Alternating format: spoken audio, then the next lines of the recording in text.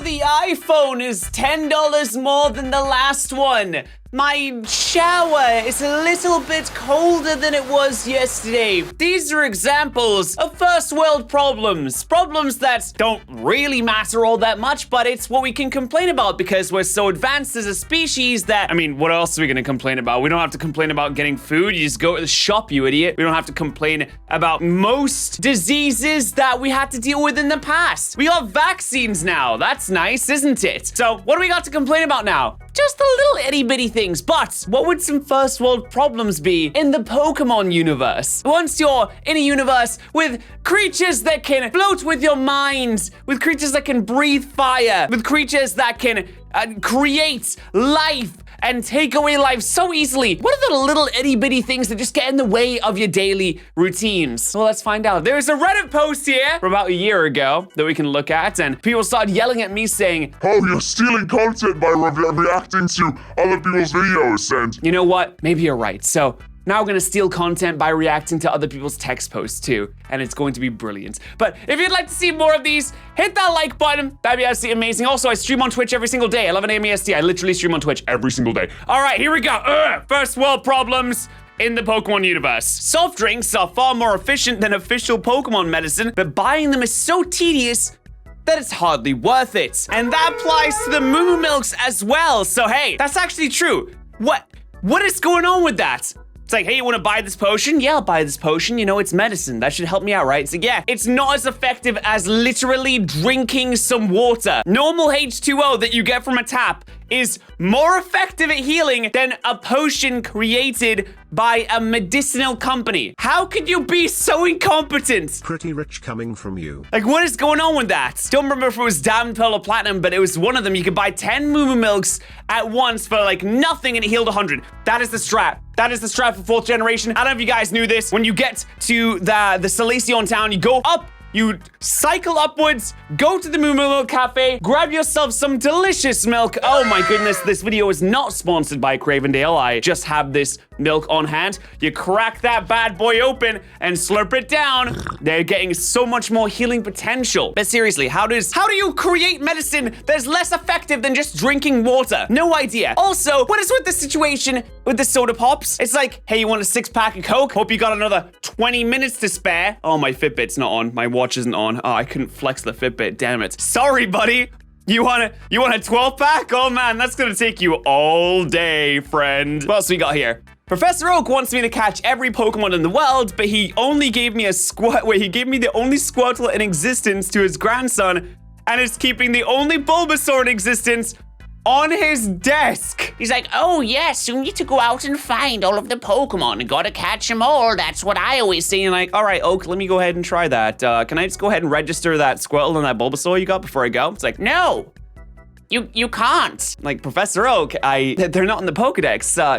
Would I be able to just like throw it in there? No, absolutely not. What are you, crazy? What you have to do is you have to buy another copy of the game. You're like, Professor Oak, what do you mean buy another copy of the game? I thought this was real life. He's like, no, this is all a figment of your imagination. You're living in essentially what is the Matrix for a 3-year-old to play with for their entertainment. All of our existences are meaningless in the grand scheme of things.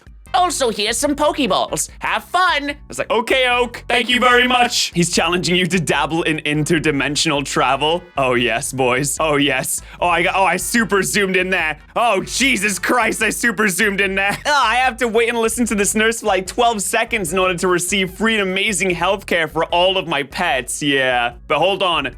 You better be careful, because if you click A again, I don't know what the actual real life equivalent to clicking A again would be. What would it be? Would it be like, kind of like making eye contact again? Is that what it would be? Like, what is that thing that continues the conversation past the point where the conversation has obviously ended, but the conversation is still going because you don't really know how to get away? It's like, oh yeah, Bob's going to Florida on Saturday. Like, oh yeah, I hope he has a good time. Yeah, I mean, he should have a good time. It's I've heard that it's really good there this time of year. It's like, yeah, I hope he probably put some pictures on Facebook. He's like, yeah, I'll look at those pictures on Facebook when I get the chance. Anyway, I'm gonna leave now. Sorry. How do you end a conversation like that? Am I socially inept? I'm socially inept. I am. But also, clicking A once and then hammering B is a surefire way to get yourself out of that situation where you're restarting it over and over and over again. Just so you guys know, I wanted a career that didn't revolve around Pokemon. I asked if I could be a journalist and they said yes, but only if you report on Pokemon. How about a teacher then, I inquired. Of course, but you must teach about Pokemon. Fine, I'll be a bloody archaeologist. Fantastic, they said. There's plenty of old Pokemon things to dig up. Yes, in the way that not everything in the real world is revolved around animals. It's like you want to become a teacher, teach like maths or something. In the Pokemon world, if you want to become a teacher, you best get your doctorate in Pokemon because nothing else in this world matters apparently. Like, where are the people that just like drive trucks and don't deal with Pokemon? Where are the people that just live their own lives? I tell you what, the loudest penis has got a good point there. I never thought I'd say that. Yeah, maybe you should just start a bike shop, apparently. Start a bike shop in which you get no sales, and the only way to get sales is to give a free bike to a Pokemon trainer. This economy is messed up. I swear to God, if there is ever some disease that like comes and you know, really hampers the Poke population, like this economy is screwed. It is far too centralized. I'm gonna write a letter to Game Freak and let them know that their in-game economy of the Pokemonster world is not very good. I achieved my life's greatest ambition as a preteen, and now I don't know what to do with myself. Yeah, I mean, okay, to be fair, in the games, you turn 11, you get your first Pokemon, you leave the house, and in the space of what feels like very little time, even if we double or triple the amount of time it takes to travel between towns, it seems like you're done in like a week. It's like, my life skill is to become a Pokemon master. And it's like 3 weeks later, and it's like, well, I did it. Now what? I'm the champion of the world. I'm super incredible. Now what do I do? There's a reason why Team Rocket seems to be the single largest employer in the Pokemon universe. Does everyone just get boring office jobs? When everyone realizes that maybe they're not destined to be the greatest Pokemon trainer in the world, did they just sit down, they're like, all right, guess I'll just do data entry for the rest of my life. Can't do data entry not based around Pokemon though.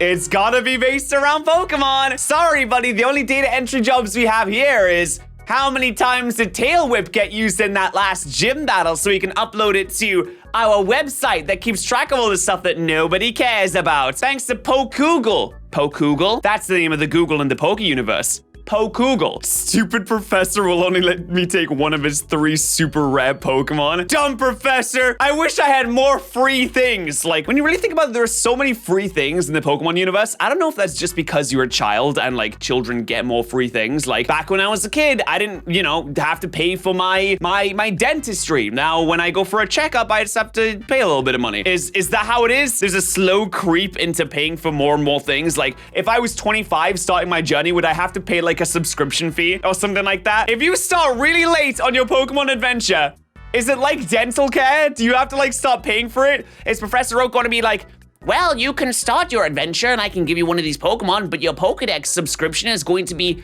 $50 a month. But you can add 2 gigabytes of data onto your Pokedex for just a small $99.99 a month. How incredible does that sound? It's like, oh no, I'm just imagining Pokedex is like phone contracts now, and I'm just like, no, please don't do this to me, Oak. Apparently there's an alternate universe and where people have access to 11 other creatures that I can't find and obtain in my world. Not only is there an alternate universe, but in your universe, other people have it, like, for example, a version exclusive like Growlithe. Like, people can have it in-game. It's just you can't find it in the wild. And you have to step through the portal to the other universe to meet the other version of yourself in order to get a freaking Growlithe for your Pokedex. Like, try and explain that one, Professor Oak. What's going on with that? Yeah, fill the Pokedex. It's gonna be brilliant. I've done so many Professor Oak impressions in this video so far. It seems like I just keep going back to him. Maybe Professor Oak is the root of all the first world problems. Potentially. Maybe. Shiny hunting. Oh no, shiny hunting within the context of an actual, like, real life scenario. One method includes hatching hundreds of one Pokemon from the same pair of parents, and you end up leaving almost all the freshly hatched babies on the ground outside the center. Yeah, that would definitely mess up the ecosystem of the area. We talked about this on my shiny hunting streams all the time. Like, I hatched 700 Duraludons trying to find a shiny. Released all of them. They're just out there in the wild. 700 steel dragon creatures are just roaming around now. This has got to do something to the environment. It has to, surely. The other way includes hunting a single species of Pokemon with a single-mindedness only seen in anime protagonists, leaving hundreds of knocked out Pokemon in the same square meters of grass. Like, try to apply that to real life. What if you just went around, you went around with your binoculars and you just like beat the absolute ever-loving shit out of pigeons for days? Like you just like, you found a pigeon, you grab it and just like punch it, and then you find another pigeon and you punch that pigeon too. And people be like, what are you doing? Why are you punching all these pigeons? It's like, well, I'm trying to find a red one. I'm trying to find a red pigeon. They're really rare. Have you seen a red pigeon? I just need to punch them over and over again. I heard from Nintendo that if I punch 500 pigeons, I'll have a better chance of finding a red pigeon. So I'm gonna sit here and punch pigeons all day. All this in the pursuit of a Pokemon with a rare genetic defect akin to albinism, so the trainer can have a Pokemon that's pretty. Yeah. That's kind of messed up, isn't it? I will say, as a shiny hunter myself, punching 500 pigeons in a row just so I can find a red one that's a little bit sparkly and looks nice. It seems like I may be the bad guy in this scenario. Am I the baddies? Am I the baddie? I think I'm the bad guy. The existential torture of living in a shell made to imprison you only to be released for fighting, healing, competitions, or cutting bushes. Your entire life as a Pokemon is literally just sitting in a ball. I don't know what they do in the ball. I don't know if that was ever explained what they do in the ball, but hey. And then your only time you're let out is to eat, fight, perform. You don't get to do anything. You don't get to have fun. Unless your trainer's like, okay, this is the allotted having fun time. You better be having fun because I'm going to put you back in the ball for a second so I don't have to deal with you for the next 5 hours. Jesus. While your downtime is spent wondering why you've been subjected to this torture by the sadistic people that trap you in the culture encouraging it. I mean the $200 milk, of course. I mean 200 Pokebucks is like, yeah, 200 Pokebucks is like $2. That's not that bad. But Pokemon is super abusive. In fact, I wouldn't even say that's a first world problem. That's more like just a problem in general. That seems like a really, really, really big problem in general. Assuming the Pokedex entries are even slightly accurate, then even the most fully evolved Pokemon are walking natural disasters. True. I don't think that the Pokedexes are accurate, like Macargo having the surface temperature close to that of the sun, Aggron and Tyranitar just like tearing down mountain communities. Yeah, like a Beedrill could stab you through the face, Growlithe could light you on fire. Essentially, if you live in the Pokemon world, there's a very good chance that you will die. So have fun with that. I have the strongest Pikachu in the universe. It doesn't want to evolve. You don't need the strongest. You don't need it to evolve if you have the strongest Pikachu in the universe. The strongest Pikachu in the universe is leagues better than, 99.999% of Raichus regardless. Like, Ash's Pikachu is really weird though. I will say, it died to a Snivy at level 5, or when it just was born, and then it can suddenly, like, beat up legendaries? Don't really understand that. Need you to explain this one to me, guys. Need an explanation for that. But while you're typing your explanation for that, please do follow me on Twitch and Twitter and Instagram too. Also, do check out the link in the description. Our Teespring has a new store. It is a literally brand new shop. It's got entirely new items on it. It has noodles. Subnoodle loves it. Subnoodle is a massive fan. Definitely should go and check it out. Also, you get a discount if you're in the Subnoodle Discord, so make sure that you join the Subnoodle Discord. Learn how to in the comments section, or sorry, learn how to in the description. Thank you so much for watching, and I'll see you guys next time. Thank you so much to our Twitch subs and YouTube members of the day. Remember, if you are a YouTube member or a Twitch subscriber, that both gives you access to the sub Discord, and I appreciate you supporting the channel. Thank you so much, guys.